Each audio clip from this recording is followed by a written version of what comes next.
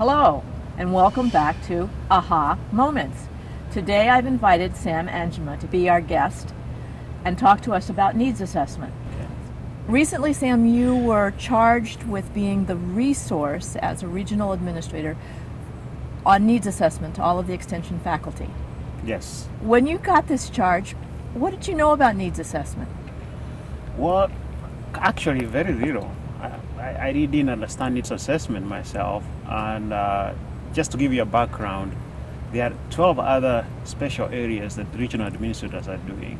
Just to give you an example, there's somebody working on advisory councils, another one on service districts, others on the profit form, that's the evaluation form. Mm-hmm. So I was assigned this one, but the reason I accepted it was because I felt that it's the basic foundation for any program success.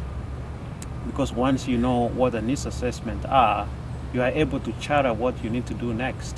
You make a really good point, Sam, because when I teach people about the logic model, I talk about the fact that there are evaluative tasks in every part of the logic model. Mm-hmm. And what you're talking about in terms of getting a program ready by doing a needs assessment comes out of a situation, which is the very, very first part of a logic model.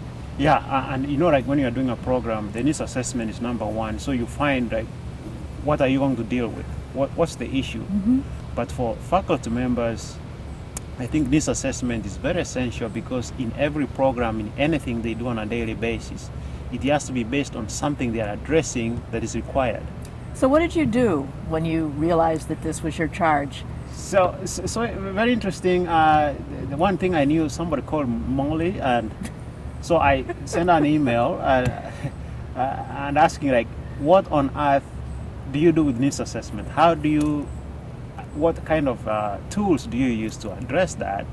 And so she connected me to somebody in Ohio, Jim Alstad, I think that's what Alshalt, okay, who has done this for a long time, and he actually gave me some tools. He has some books that he has written Mm-hmm. down that I went and kind of read, and I was really amazed on what I found out, and I wish I could have known this before, and which is why I'm happy that I can share some of this information with other faculty members.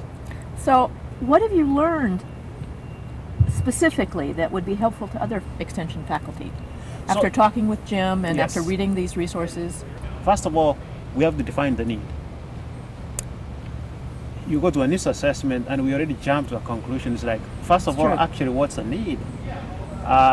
So a need is defined in two ways.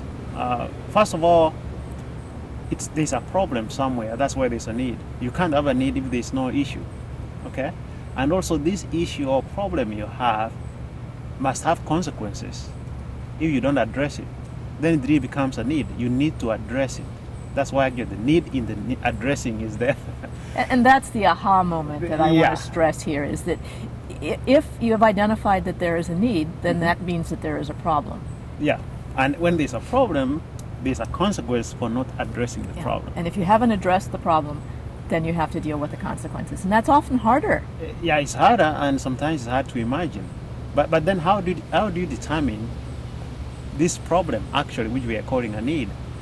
So from what I've gathered is that to find that need, you need to define a gap that you find between two objects. Mm-hmm. In this case, this need is what's existing right now, the current condition, and what you want it to be after that current condition is taken care of. And I've used a very simple example. I come from an ag background, so it's easier to give some ag examples. So I was giving an example of a pasture where there are weeds. So if you are doing a needs assessment for the pasture, you will find what the situation is. Okay, there's grass and there's weeds. Okay, so what would you prefer that pasture to look like? All of grass. course, a pasture without weeds. So there you are. You have found the gap. So the gap is what? It's the weeds. So what you do now from there on, at least you have established that you are dealing with weeds. You are not dealing with anything else. It's weeds. And so in a needs assessment, you have to be very specific to what the need you are looking at. What happens to most of us is that we lump together most of these needs into one, and then we can't actually address them. My experience with extension faculty is they tend to ask for, well, what do you need? And this goes back to your lumping everything together, and they end up being this big hodgepodge of so many things. So many things that they're not able to sort it out, and they're not able to identify the gap, and they're not able to do a gap analysis, and they're not able to come up with a program that will specifically target. Yeah, and here's the other thing. Now, when you find the gap between what it is and what should be, those two conditions must be measurable. That's the other thing. It's not something you can infer and wish that it will happen. So, like in the width example, you can measure how many widths are in one square foot. Right. And in the other side, you can measure, okay, there's 0 widths here, there's 20 widths here. So when you have that measurable area, then your need is defined, and you're not wish-washing what is going to happen at the end. And that comes to at the end of a program evaluation on the impacts. Mm-hmm.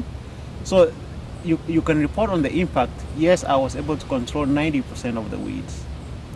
There you are quantifying it. But if you can't, you say, well, we control the weeds. How much?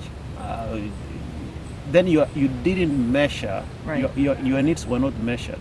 You are wishing that this could have happened, but you're not measuring that. Mm-hmm. So one of the things that's been puzzling me is looking at the assets, the strengths that people have in their programming, in their let's use your example of the pasture. So they have a pasture that's only 20% weeds. But they would like 100% pasture as opposed to 20% weeds. But so their strength is that they have mostly pasture. Pasture there. So is it really valuable to do a needs assessment to address a 20% gap?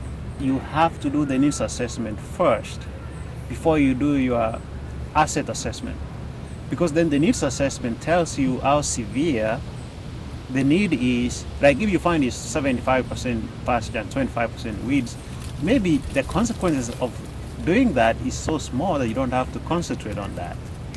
But if you find it's like 25% pasture and 75% weeds, then you have a problem. Yeah, then you start looking in the assets you have.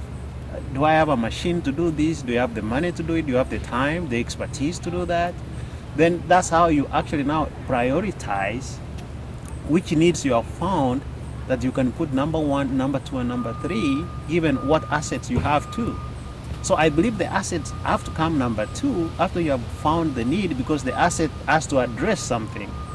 And for me, I believe that the need is the number 1 thing that you need to get. That makes sense, Sam. What are you going to do with the information that you've just now? How are you going to help extension faculty?